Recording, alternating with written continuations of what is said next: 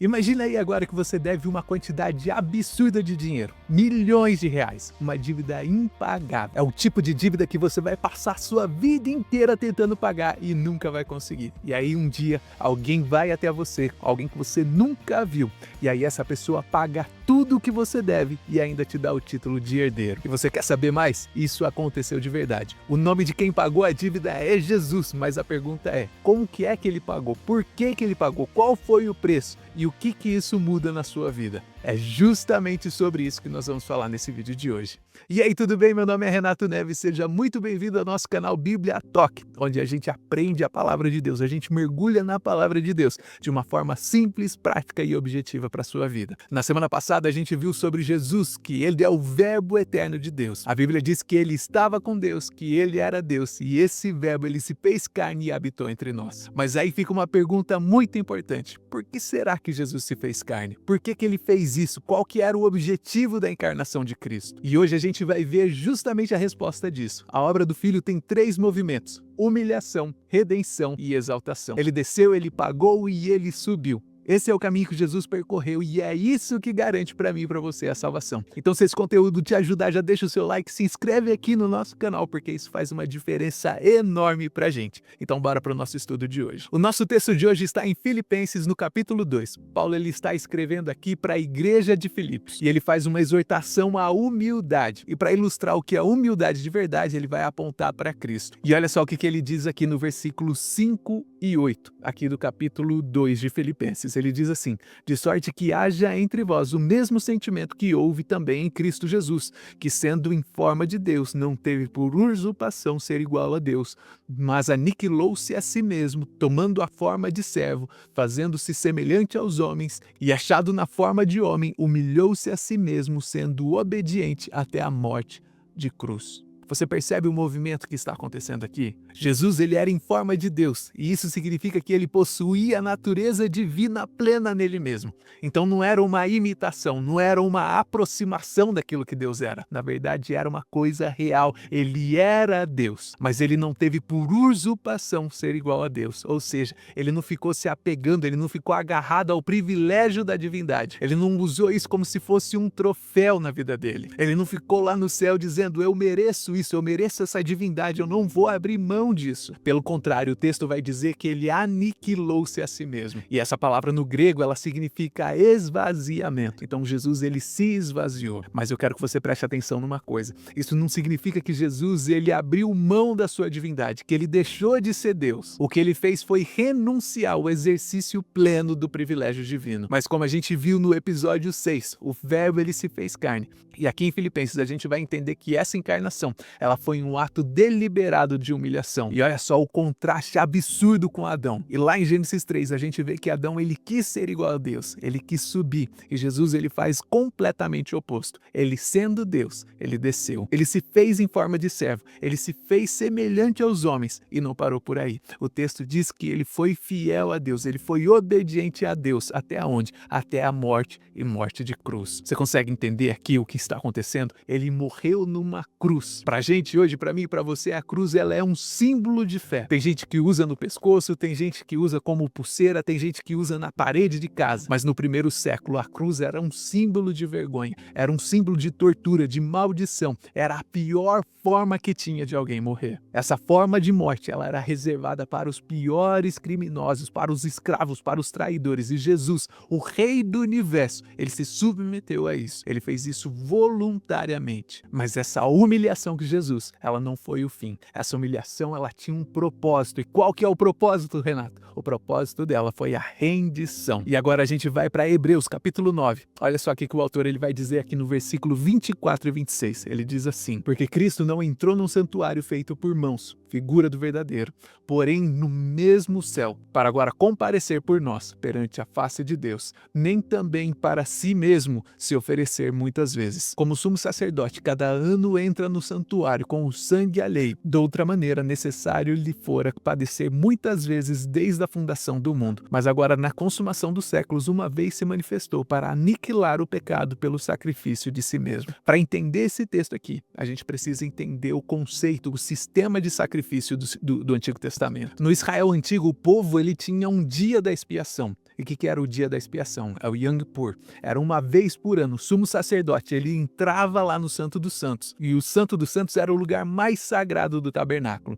E ele entrava lá com o sangue de animais. Ele oferecia esse sangue para cobrir o pecado de todo o povo. Só que tinha um problema nesse método. Ele tinha que fazer isso todos os anos, ano após ano. Ele fazia isso repetidamente. Sabe por quê? Porque o sangue daquele animal, ele nunca era suficiente. Hebreus capítulo 10, no versículo 4, diz que era impossível que o sangue de touros, de bodes, de animais pudessem tirar o pecado das pessoas. Porque aquele sangue, ele cobria, mas ele não removia o pecado. Era como se você estivesse pagando sempre o mínimo do seu cartão de crédito todo mês. Você está em dia com o seu cartão, mas você continua com a sua dívida lá no seu nome. Aquela dívida, ela nunca acabava. E aí entra Jesus. O texto diz que Jesus Cristo, ele não entrou num santuário feito por mãos de homens, um tabernáculo terreno. Ele entrou no próprio céu. E ele não entrou com sangue alheio, com sangue de nenhum animal. Ele entrou com o seu próprio sangue. E essa diferença é uma diferença crucial. Ele fez isso apenas uma vez e uma vez por todas. O sacrifício de Cristo, ele não precisa ser repetido todo ano, não precisa ser renovado, não precisa ser completado, porque o que ele fez já está feito. E é justamente por isso que Jesus, lá na cruz do Calvário, ele disse tetelestai, ele disse está consumado. E essa palavra tetelestai, ela era usada em documentos comerciais naquela época. E essa palavra significava que estava pago integralmente. Sua dívida estava quitada. Imagina aí que você está no melhor restaurante que você já foi na sua vida. Você come a melhor comida que você já comeu na sua existência. E quando você chama o garçom, você fala, ei, pode trazer a conta aí para mim, por favor? Ele diz, já está pago. Um homem que estava aqui sentado atrás de você, ele viu você comendo e pagou tudo. Você nem precisou tirar sua carteira do bolso, a sua conta já foi quitada por outra pessoa. E isso aqui é exatamente o que Jesus fez por mim e por você. A conta do pecado estava lá. E essa conta, eu e você, nós nunca conseguiríamos pagar. Mas Jesus, ele pagou por mim e por você. E ele pagou com o preço mais alto que poderia existir. Ele pagou com seu próprio sangue. E isso é o que a teologia vai chamar de substituição vicária. Jesus, ele morreu não apenas para o nosso benefício. Na verdade, ele morreu no nosso lugar. A punição que era para ser nossa, ele tomou. A morte que era para ser nossa, ele sofreu. E porque ele pagou completamente, o Pai respondeu. E é justamente por esse sacrifício de Jesus que eu e você, hoje nós podemos entrar confiadamente na presença de Deus. Então vamos voltar comigo aqui em Filipenses, no capítulo 2, nos versículos 9 ao 11, que diz assim: pelo que Deus também o exaltou soberanamente, lhe deu um nome que está sobre todo nome, para que ao nome de Jesus se dobre todo o joelho dos que estão no céu, na terra e debaixo da terra, e toda língua confesse que Jesus Cristo é o Senhor, para a glória de Deus Pai. Você consegue ver aqui a expressão Deus o exaltou soberanamente. Esse termo soberanamente em grego significa um termo de intensificação. Significa que Deus elevou Jesus acima da medida. Então não foi uma promoção comum que Jesus teve, foi uma elevação suprema incomparável. E por que o Pai fez isso? O texto diz, pelo que?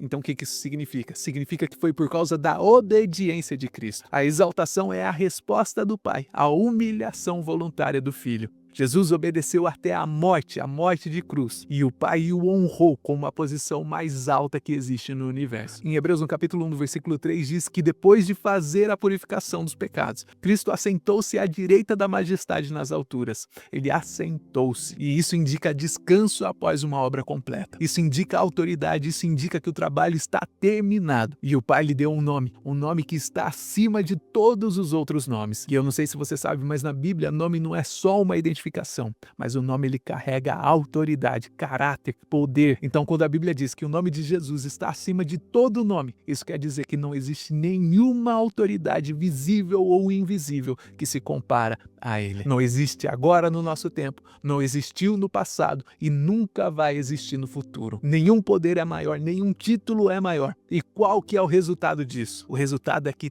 todo joelho se dobrará. Todos os que estão nos céus, os seres celestiais, os que estão na terra, toda a humanidade, os que estão debaixo da terra. Isso significa que até os que rejeitaram Jesus, até os demônios, até Satanás, eles vão ter que se dobrar diante de Deus.